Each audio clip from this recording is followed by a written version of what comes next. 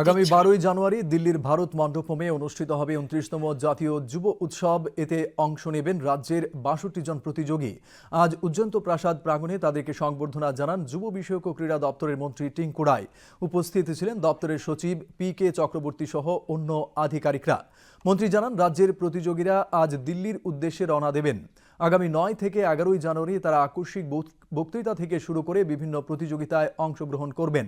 এরপর বিজয়ীরা 12ই জানুয়ারি অংশগ্রহণ করবেন যুব দিবসের চূড়ান্ত পর্বে।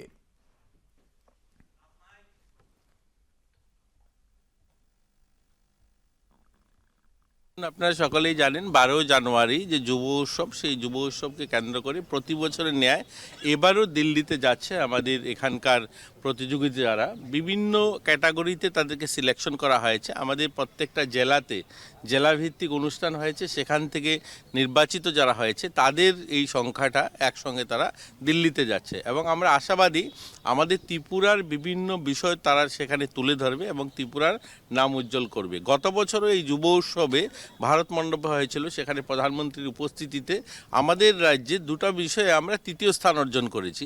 এবারও আমরা আশা নিয়ে যাচ্ছে যে সমস্ত প্রতিযোগিতায় যারা যাচ্ছে, প্রতিযোগিতায় যারা অংশগ্রহণ করবে তাদের মধ্যে আমরা আশা করছি প্রথম বা দ্বিতীয় আমরা স্থান অর্জন করব।